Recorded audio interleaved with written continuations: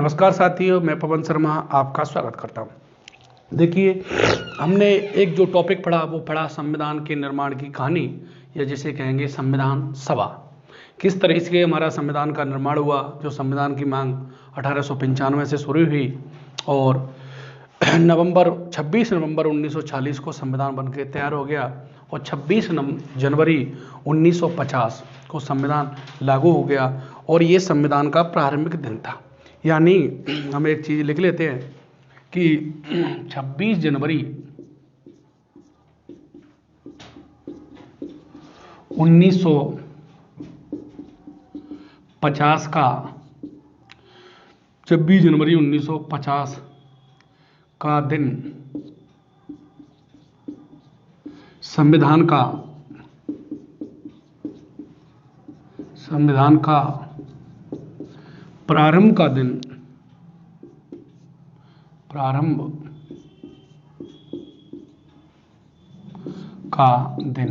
माना जाता है।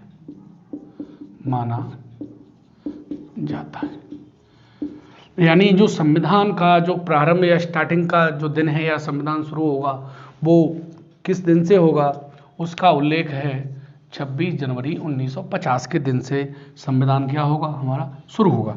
अब ये देखो, कोई भी चीज़ है वो संविधान में लिखी होती है, तो इस बात का जो उल्लेख है कि संविधान का 26 जनवरी का दिन प्रारंभ का दिन होगा, इसका उल्लेख कहाँ पर है, तो उसके लिए जो हमारा इसका जो प्रावधान है, प्रावधान कहाँ पर है, तो संविधान का जो अनुच्छेद है 394, संविधान का अनुच्छेद 394 है, वो कहता है कि जो 394 कहता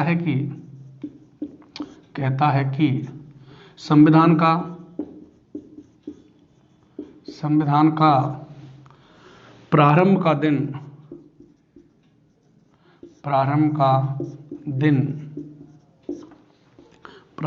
दिन 26 जनवरी 1950 होगा।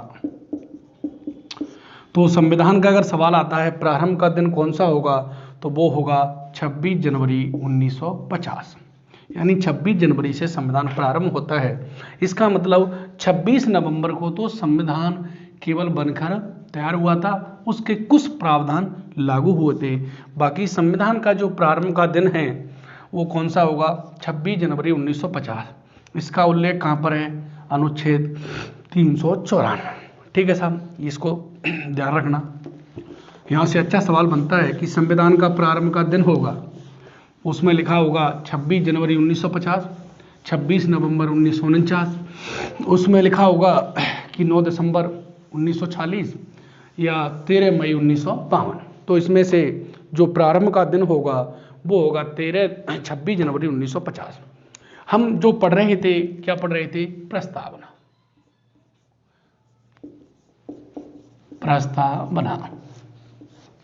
हमने देखा कि जो प्रस्तावना होती है या प्रम्बल होती है, इसको किन किन नामों से जाना जाता है। तो हमने कहा इसे इंग्लिश में तो क्या कहते हैं, प्रम्बल कहते हैं। और इसको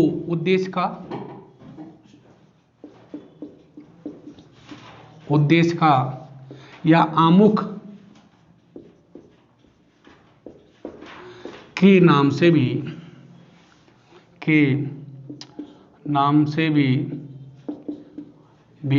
जाना जाता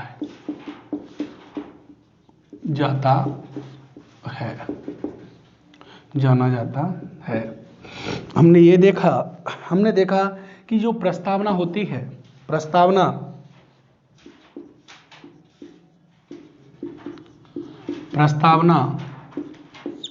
संविधान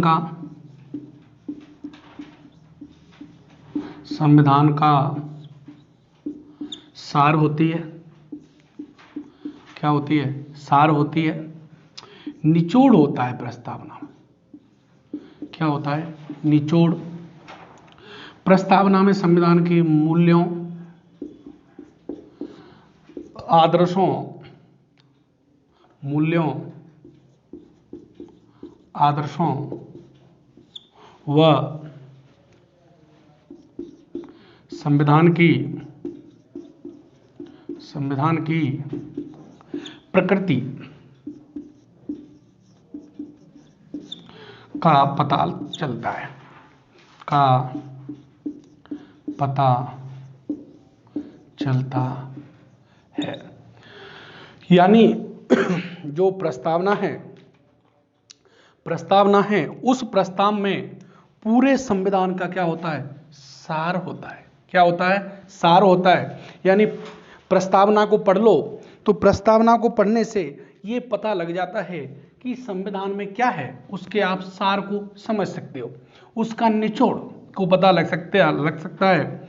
और संविधान में क्या क्या मूल्य हैं, क्या स्वतंत्रता है, क्या समानता है, क्या बंधुता है, क्या न्याय है, कितने न्याय है, किस प्रकार के न्याय हैं, उनका उल्लेख कहाँ पर है, तो उसके मूल्यों और आदर्शों का क्या लगता है, पता लगता है। और उससे उस देश के प्रकृति का पता लगता है कि वो देश कैसा होगा, संपूर्ण प्रभुत्व संपन्न होगा या नहीं होगा, उसकी अर्थव्यवस्था समाजवादी होगी, पूंजीवादी होगी, या साम्यवादी होगी, या मार्क्सवाद होगा, या मतलब पूंजीवाद, किसी भी तरीके का कैसा संविधान है, तो उसकी प्रकृति का पता लगता है।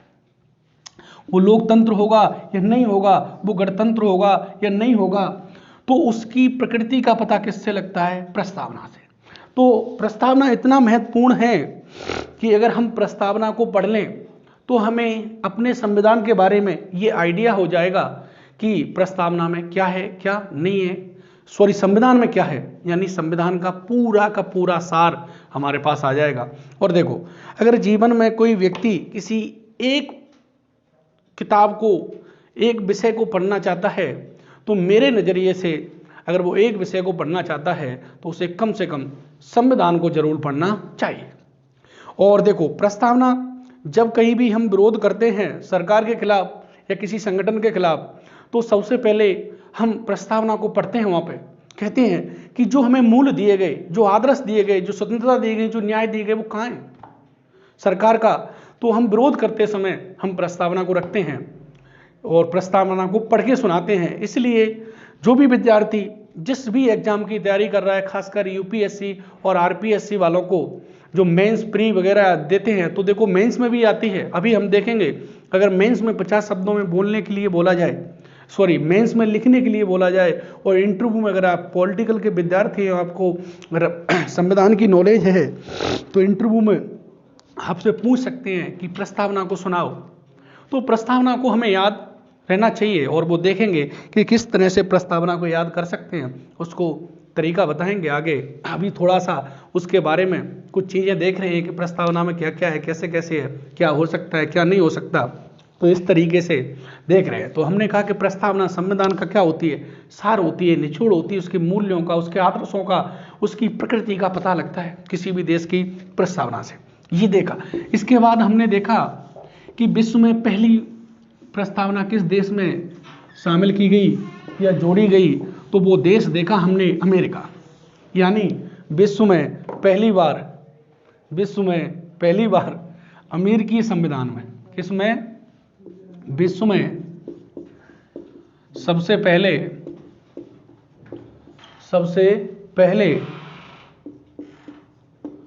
या सर्वप्रथम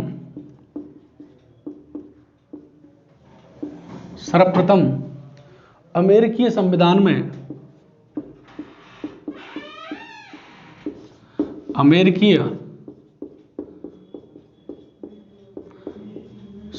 में प्रस्तावना को शामिल किया गया था।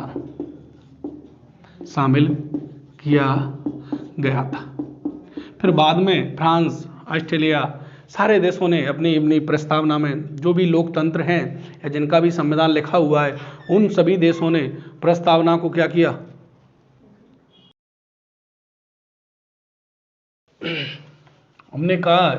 हमने आगे ये बोला था कि प्रस्तावना, इससे पहले ये बताया था कि जो प्रस्तावना है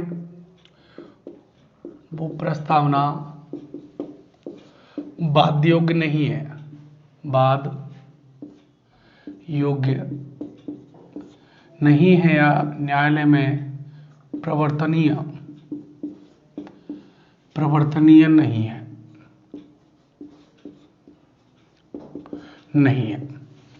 इसका मतलब ये नहीं है कि भाई प्रस्तावना का फिर कोई महत्व नहीं है। तो देखो इसका मतलब प्रस्तावना न्यायालय में प्रवर्तनीय बाध्य योग्यता नहीं है, यानी इसके शब्दों को लागू करवाने के लिए हम न्यायालय तो नहीं जा सकते, परंतु अगर हम प्रस्तावना का महत्व देखें तो महत्व क्या है? महत्व पहला पॉइंट तो यही है कि जहां कहीं संविधान अस्पष्ट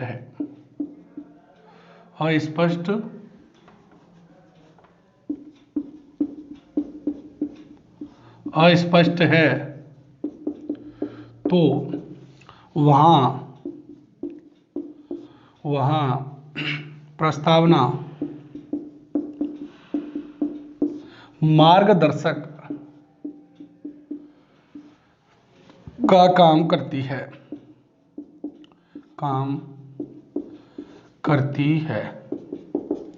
किसका काम करती है? मार्गदर्शक।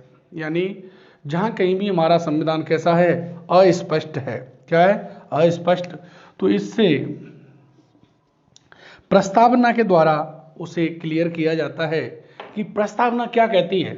प्रस्तावना को जब पढ़ते हैं तो यानी जहां संविधान अस्पष्ट है तो प्रस्तावना को पढ़ करके पता लगाते हैं कि ये क्या कह रहा है। दूसरा,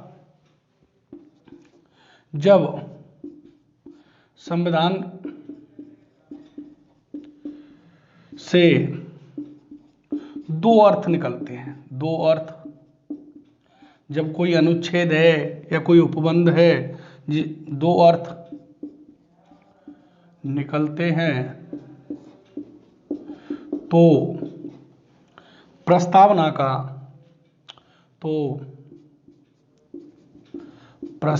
का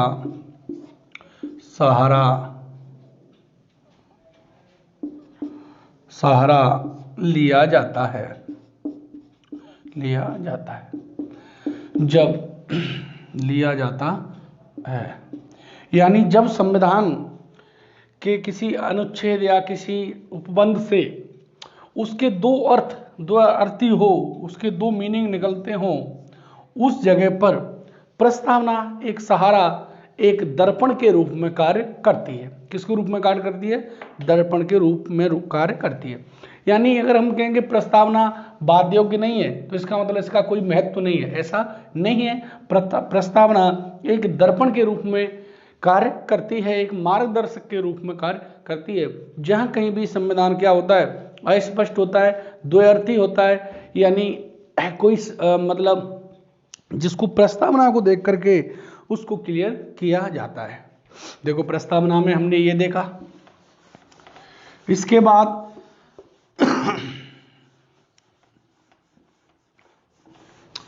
जो प्रस्तावना का आधार क्या था? प्रस्तावना का आधार क्या था?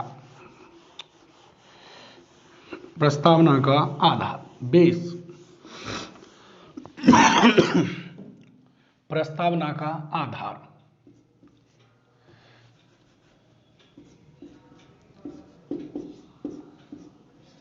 प्रस्तावना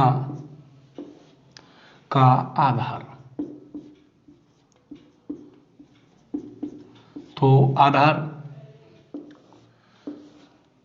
वो है क्या है साहब? तो पंडित जवाहरलाल नेहरू द्वारा, पंडित जवाहरलाल नेहरू द्वारा संविधान सभा में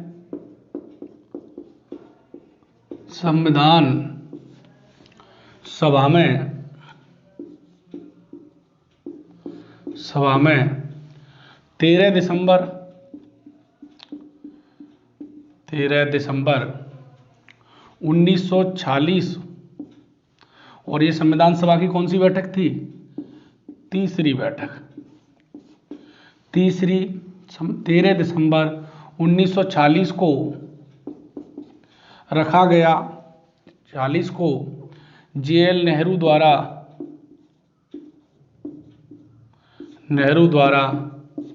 रखा गया उद्देश्य प्रस्ताव। जब हम संविधान सभा की तीसरी बैठक पढ़ रहे थे तो हमने बताया कि इस दिन संविधान सभा में पंडित नेहरू के द्वारा एक उद्देश्य प्रस्ताव रखा गया था। क्या रखा गया था? उद्देश्य प्रस्ताव रखा गया था। हमने बताया था कि उस उद्देश्य प्रस्ताव में भारत को संपूर्ण प्रभुत्व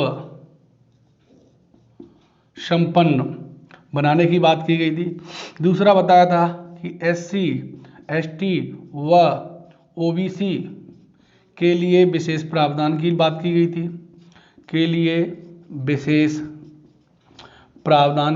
गई थी, इसमें दूसरी बात, भारत को संघ बनाने की बात की गई थी।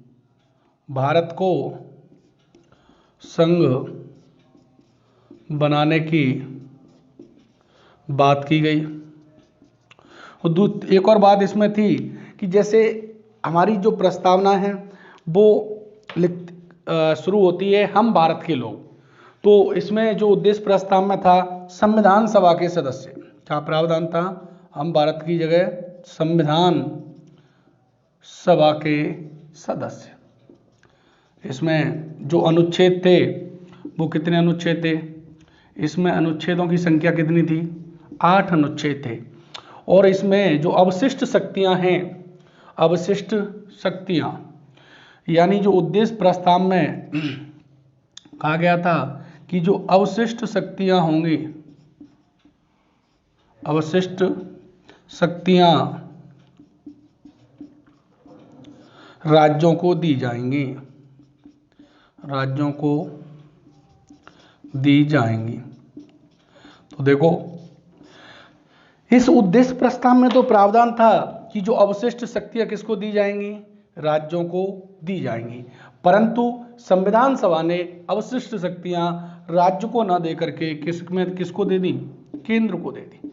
यानी वर्तमान में हम जो 7वीं अनुसूची पढ़ेंगे उसमें पढ़ेंगे कि जो शक्तियों का विभाजन है जिसमें, तो अवशिष्ट शक्तियां वर्तमान में किसको दी गई हैं? केंद्र सरकार को, संघ सूची में हैं। परंतु बात करें कि जो उद्देश्य प्रस्ताव था जो 13 दिसंबर 1940 को रखा गया था, इसमें अवशिष्ट शक्तियां राज्यों को देने की बात की गई थी। और इस उद्देश्य प्रस्ताव को संविधान सभा द्वारा कब अपना लिया? 22 जनवरी 1947 को इसे क्या कर लिया? स्वीकार कर लिया गया था। क्या कर लिया था? स्वीकार। यानी इस उद्देश्य प्रस्ताव को देखो सवाल आता है कि उद्देश्य प्रस्ताव कब रखा?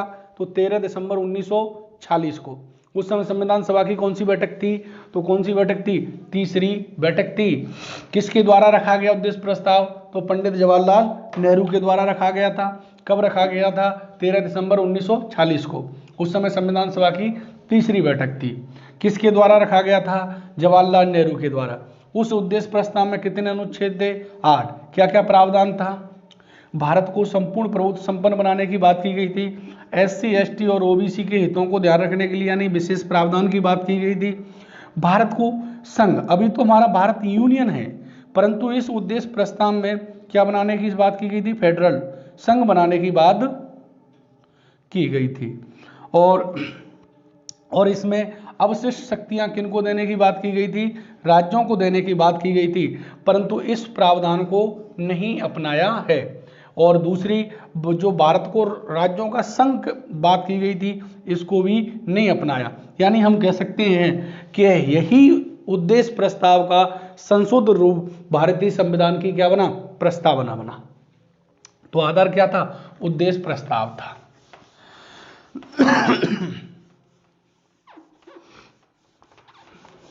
तो तो संविधान की प्रस्तावना का जो आधार था वो क्या था? उद्देश्य प्रस्ताव।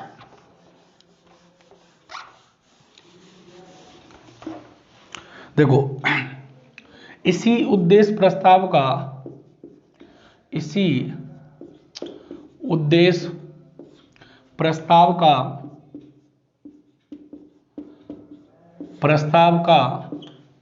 संशोधित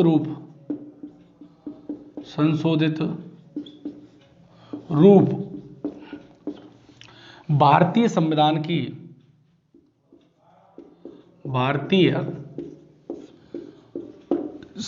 की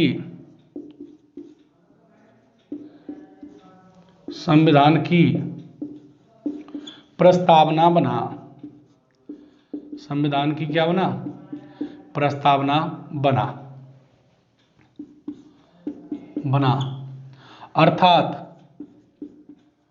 अर्थात वर्तमान प्रस्तावना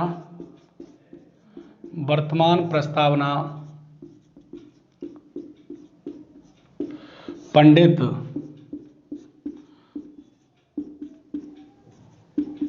जवाहरलाल नेहरू जी के विचारों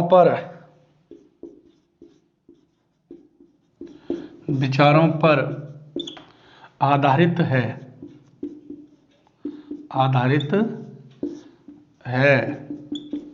इसी कारण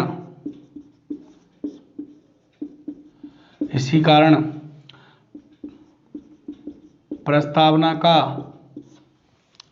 जनक पिता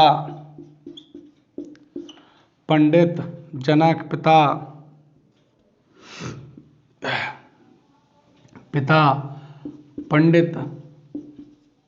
जवाहरलाल नेहरू जी को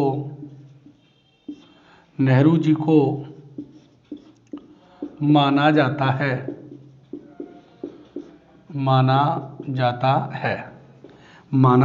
है। तो प्रस्तावना का जनक किसे माना जाता है? जनक कहो, पिता कहो, वो किसको माना जाता है? पंडित जवाहरलाल नेहरू का। यानी जो उद्देश्य प्रस्ताव था, जो 13 दिसंबर 1940 में रखा था, इसमें कुछ संशोधन किए गए थे और इसी का संशोधित रूप भारतीय वर्तमान संविधान की क्या बना? प्रस्तावना बना। इसीलिए अगर कहें प्रस्तावना किन के आधारों पर आधारित, प्रस्तावना किन के विचारों पर आधारित है, तो पंडित जवाहरलाल नेहरू के विचारों पर आधारित है। इसीलिए पंडित जवाहरलाल नेहरू को प्रस्तावना का जनक, फादर माना जाता है। देखो, यहां से बहुत सारी चीजें क्लियर होती हैं। यानी उद्देश्य प्रस्ताव कब रखा? 13 दिसंबर को। कौन सी बैठक में रखा? तीसरी बैठक में। किसके द्वारा रखा गया था? पंडित जवाहरलाल नेहरू के द्वारा रखा गया था। इसमें क्या क्या प्रावधान थे? इसमें कितने अनुच्छेद थे? तो 8 अनुच्छेद थे। और इसी का संशोधित रूप क्या बना? भारतीय संविधान की प्रस्तावना बना। और अगर कहें कि प्रस्तावना किन के विचारों पर आधारित है, तो किन के विचारों पर आधारित है? नेहरू के विचारों पर आधारित है। अगर सवाल आता है कि प्रस्तावना का जनक या पिता कौन है, तो भी कौन होंगे? नेहरू होंगे, क्योंकि नेहरू के विचारों पर आधारित है। और जो नेहरू जी ने उद्देश्य प्रस्ताव रखा था, वही भारतीय संविधान की क्या बना? प्रस्तावना बना। इसीलिए नेहरू को भारतीय प्रस्तावना का क्या कहते हैं? जनक कहते हैं। ठीक है, यहां तक ये चीजें क्लियर हुई। अब इसकी आगे चर्चा करते हैं। देखो, अगर आपको अब जो प्रस्तावना है वो मूल रूप से क्या है, कैसे है, उसमें क्या क्या है, उसको देखेंगे। देखो, हम प्रस्तावना, जहाँ कहीं भी हम सरकार का या किसी का विरोध करते हैं तो हम अक्सर प्रस्तावना को पढ़कर सुनाते हैं। तो हमें प्रस्तावना याद रहनी चाहिए। और जिस व्यक्ति को अगर जीवन में एक बुक पढ़नी हो तो उसे कम से कम भारतीय संविधान पढ़ना चाहिए। अगर उसने तय कर लिया है कि मुझे जीवन में केवल एक ही किताब पढ़नी है, तो उसे क्या पढ़ना चाहिए? भारतीय संविधान को पढ़ना चाहिए। अगर आपसे यूपीएससी मेंस या इंटरव्यू या आरपीएससी मेंस या इंटरव्यू वगैरह में जैसे आपको प्रस्तावना 50 शब्दों में लिखने के लिए बोला जाए, तो प्रस्तावना को कम से कम शब्दों में कैसे लिखें जिसमें कि जो प्रावधान है उसको हम अच्छे से समझा सकें। तो 50 शब्दों में लिखने के लिए प्रस्तावना को अगर आप इंटरव्यू देने जा रहे हैं, थोड़ी बहुत आपको पॉलिटी के विद्यार्थी हैं, राजनीति विज्ञान के विद्यार्थी हैं, तो आपको वो प्रस्तावना सुनाने के लिए बोल सकते हैं। तो देखो प्रस्तावना में क्या क्या प्रावधान हैं, तो हम देखेंगे प्रस्तावना।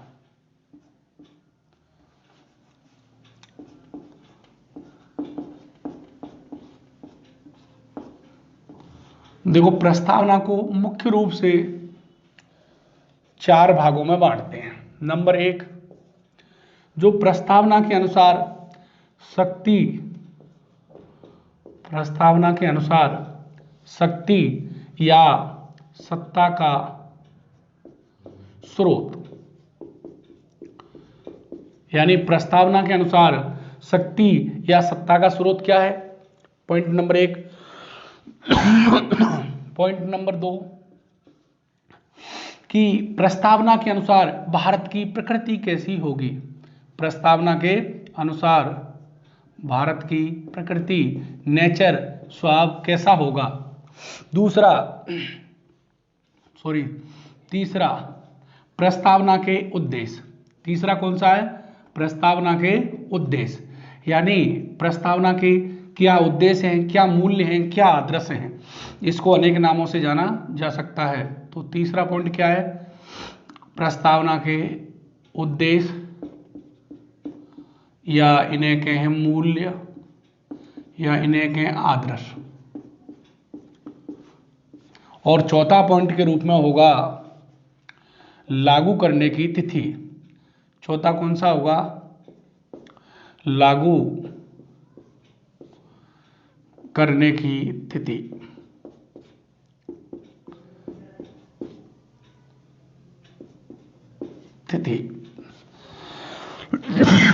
देखो हम प्रस्तावना को मुख्य रूप से कितने बिंदुओं में, पॉइंटों में बांटते हैं, तो हम बांटते हैं 4। पहला है प्रस्तावना के अनुसार जो संविधान की शक्ति या सत्ता का स्रोत क्या है, और दूसरा है प्रस्तावना के अनुसार भारत के संविधान की प्रकृति कैसी होगी, क्या होगा उसमें। तीसरा है कि प्रस्तावना के अनुसार या प्रस्तावना के क्या मूल्य हैं, क्या आदर्श हैं, और इसकी लागू होने की तिथि। तो देखो साहब, प्रस्तावना के अनुसार अगर शक्ति का स्रोत है तो हमारी प्रस्तावना be the people of India, be the people of India शब्दों से शुरू होती है, यानी हम भारत के लोग। तो हमें शक्ति या सत्ता का कैसे पता लगता है कि हमारी प्रस्तावना में शक्ति या सत्ता का स्रोत कौन है। तो हमको जब हम पढ़ते हैं प्रस्तावना की पहली लाइन को, हम भारत के लोग, हम भारत के लोग, तो जब हम प्रस्तावना को पढ़ते हैं कि हम भारत के लोग, तो इससे हमारी प्रस्तावना के अनुसार इसकी शक्ति या सत्ता का पता लगता है। हम भारत के लोग, हम भारत के लोग। और अब हम, तो हमारी शक्ति या सत्ता का पता किससे लगता है, हम भारत के लोग। अगर बात करें इसकी प्रकृति, तो इसकी प्रकृति के लिए 5 शब्द हैं। पहला है संपूर्ण प्रभुत्व संपन्न। पहला कौन सा है, संपूर्ण प्रभुत्व संपन्न, जिसे कहें सोवरेन, सोवरेन। दूसरा है समाजवादी, सोशलिस्ट, सोशलिस्ट।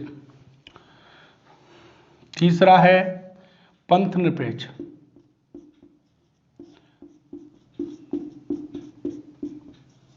सेकुलर।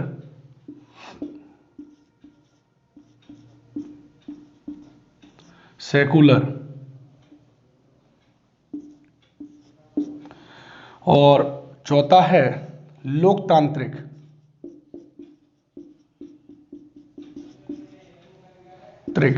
जिसे बोलते हैं डेमोक्रेटिक।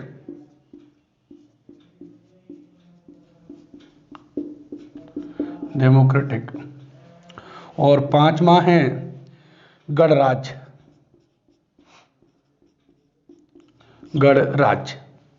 इसको बोलते हैं रिपब्लिक।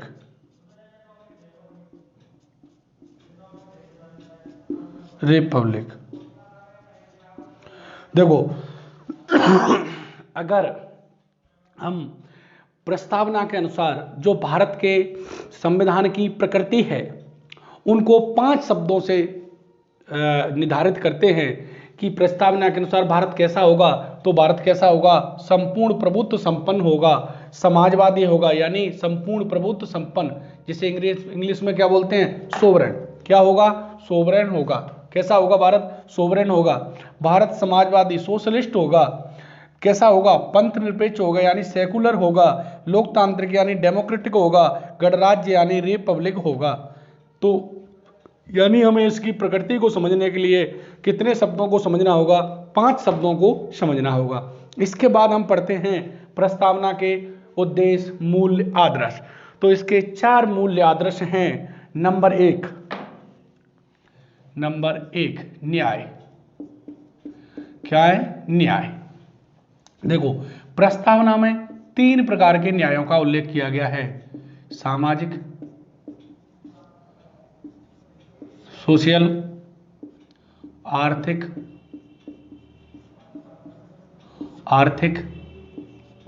तीसरा राजनीतिक, पॉलिटिकल।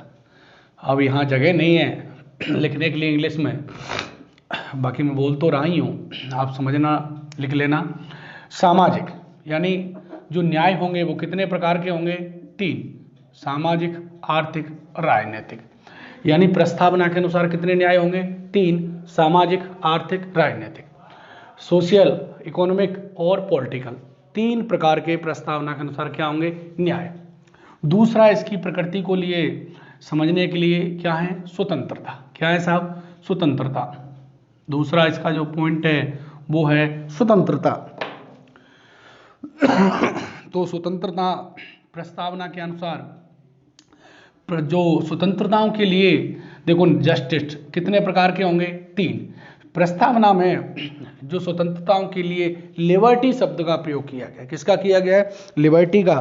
परंतु जब 19 में हम अनुच्छेद 19 में जो स्वतंत्रता पढ़ेंगे तो उसमें फ्रीडम शब्द का प्रयोग किया गया है। ये नोट करने योग्य बात है। यानी अनुच्छेद जो प्रस्तावना है उनमें जो स्वतंत्रताएं बताई गई हैं 5 प्रकार की, उनमें किसका प्रयोग किया गया है, लिबर्टी। और जबकि 19 में जो 6 प्रकार की स्वतंत्रता बताई गई है अनुच्छेद में, उसमें फ्रीडम शब्द का प्रयोग किया गया है। काफी अंतर होता है इनमें, इनको आगे समझाएंगे। तो देखो दूसरा है स्वतंत्रता। तो कितने प्रकार की स्वतंत्रता है, 5 प्रकार की स्वतंत्रता है। नंबर 1 विचार यानी थॉट की स्वतंत्रता। नंबर 2 अभिव्यक्ति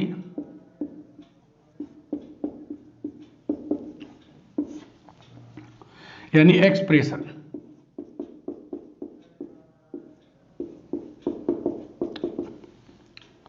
विश्वास, तीसरी बिलीव।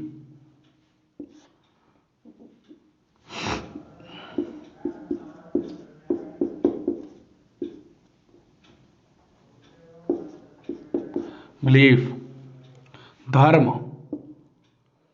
नंबर 4 धर्म, फेथ। धर्म के लिए जो शब्द प्रयोग किया गया, क्या किया गया है, फेथ। और नंबर 5 है उपासना यानी वर्शिप।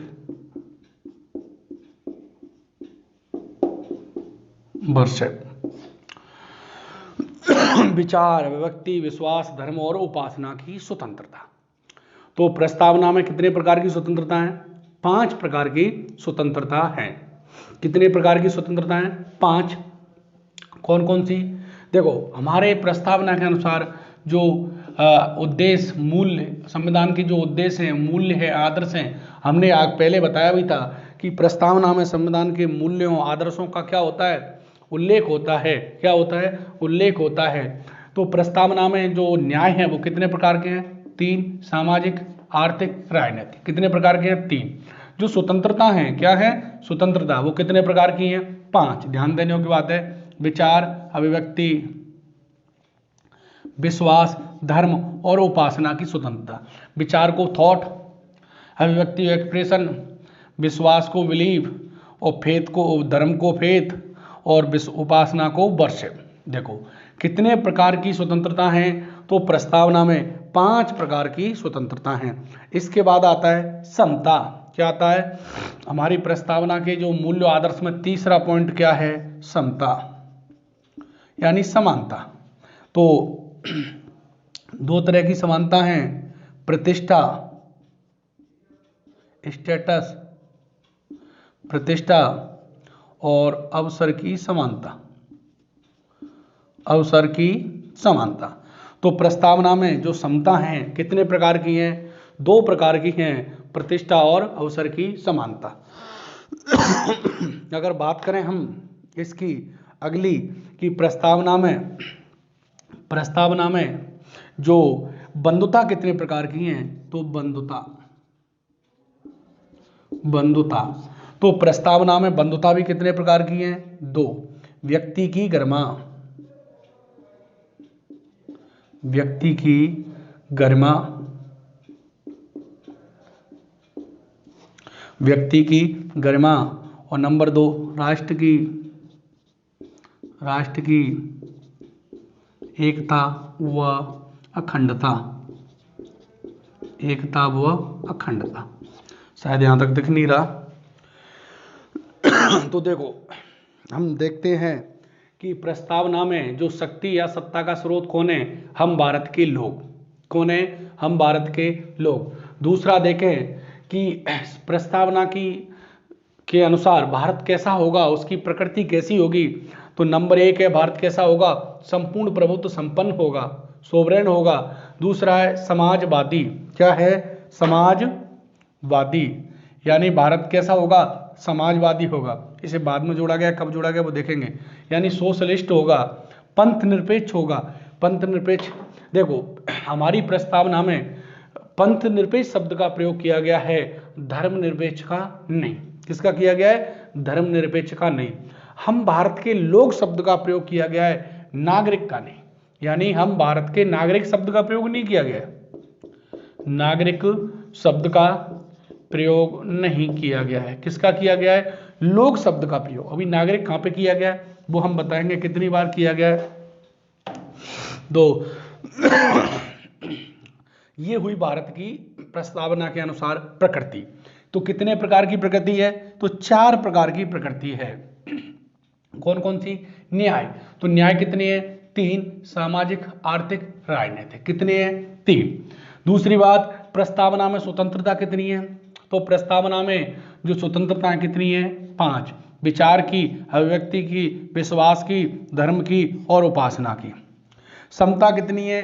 2 प्रकार की, प्रतिष्ठा और अवसर की समानता।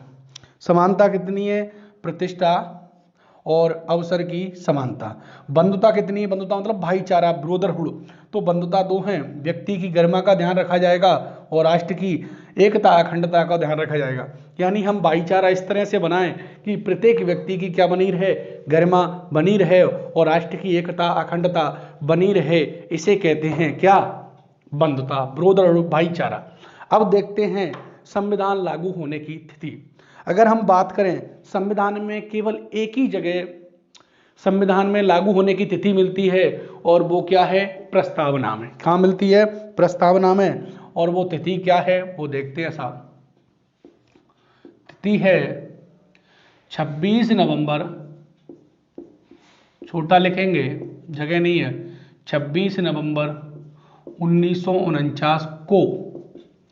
देखो अब इसमें ये हमारे अंग्रेजी कैलेंडर के अनुसार क्या है 26 नवंबर, परंतु जो हमारा हिंदी कैलेंडर चलता है विक्रम संवत के अनुसार उसमें इसकी डेट क्या है, तो मिति,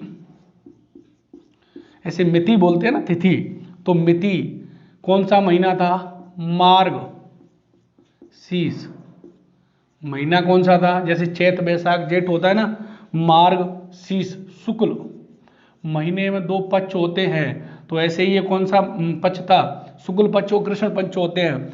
तो उस समय जो 26 नवंबर 1949 को महीना कौन सा था, मार्गशीर्ष और शुक्ल, और पक्ष कौन सा था, शुक्ल पक्ष, सप्तमी 2006 विक्रम, कोष्टक बंद। अब इसके बाद लिखा है, इसमें क्या लिखा है, एतद द्वारा 26 नवंबर 1949 को एतद द्वारा इस संविधान को, एतद द्वारा इस संविधान को अंगीकृत अधिनियमित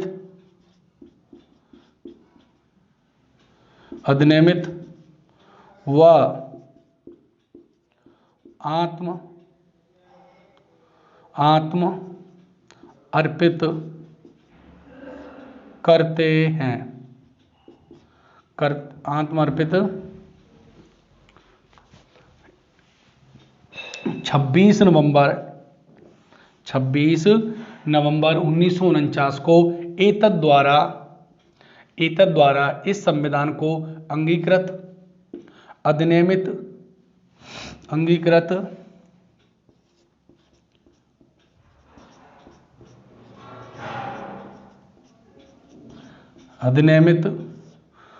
व आत्म अर्पित करते हैं। क्या करते हैं, अंगीकृत अधिनियमित आत्म अर्पित करते हैं।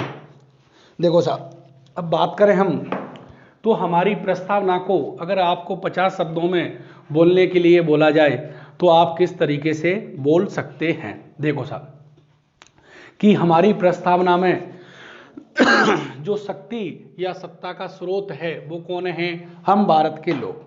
अब इनका अर्थ समझेंगे क्या क्या है, कैसे कैसे है। तो प्रस्तावना के अनुसार शक्ति या सत्ता का स्रोत कौन है, हम भारत के लोग। कौन है, हम भारत के लोग, भारत के लोग।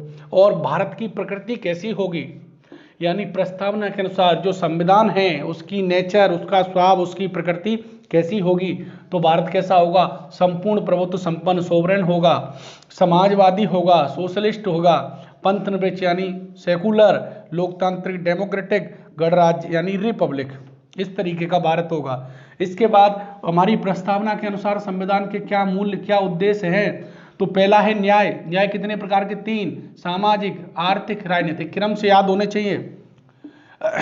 स्वतंत्रता कितने प्रकार की है, 5, विचार की, अभिव्यक्ति की, विश्वास की, धर्म की, उपासना की।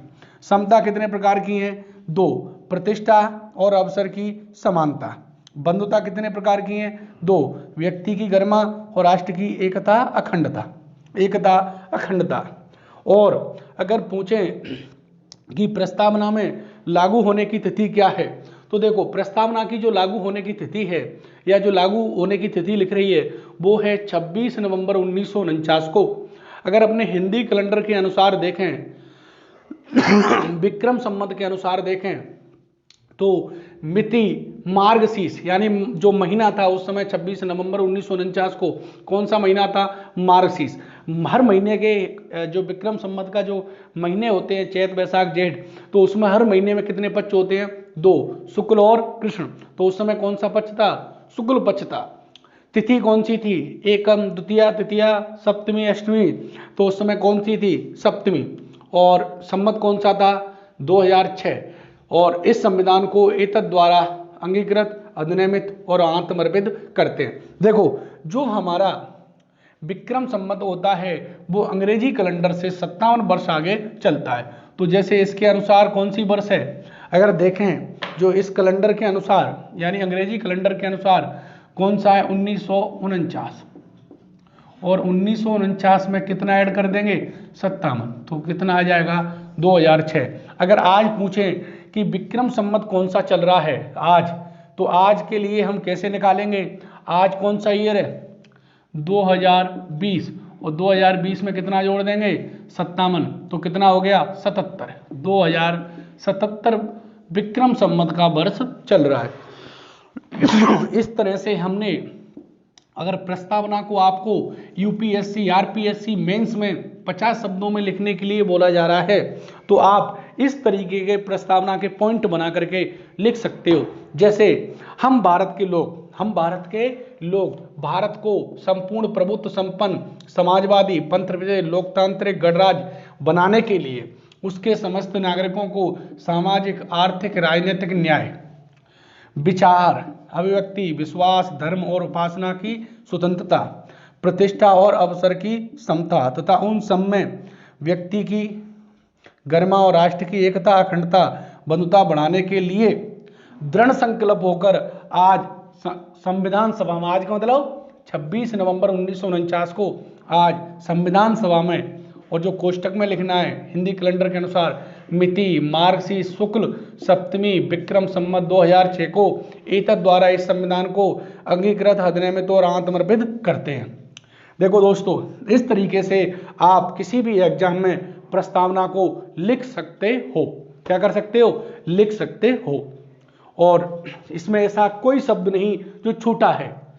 बाकी जो प्रस्तावना का जो सार है, जो प्रस्तावना कहना चाहती है, यानी वो समझ जाएगा कि इसको पता है, उसमें एक्सप्लेन करने की जरूरत नहीं है। अगर इसको आपने लिख लिया उसको इस तरीके से, तो वो समझ जाएगा कि इसको सब कुछ पता है प्रस्तावना के बारे में।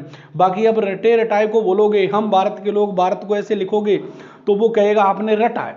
बाकी इससे ये पता लग रहा है कि ये बच्चा ये जानता है कि भाई भारत में शक्ति सत्ता का स्रोत कौन है, हम भारत के लोग, और इसकी प्रकृति कितने प्रकार की है 5, इसके उद्देश्य क्या है तो 3 है, न्याय स्वतंत्रता समानता और बंधुता कितने हैं 4 है, सॉरी 3 नहीं 4 है, और इसकी लागू होने की तिथि क्या है। अब जो न्याय है वो कितने प्रकार के हैं 3 प्रकार के। इस तरीके से आप उसको लिख सकते हो। अब इसकी जो व्याख्या करेंगे, एक एक शब्द को चुन चुन के पढ़ेंगे, वो अगली क्लास में पढ़ेंगे। थैंक यू, धन्यवाद।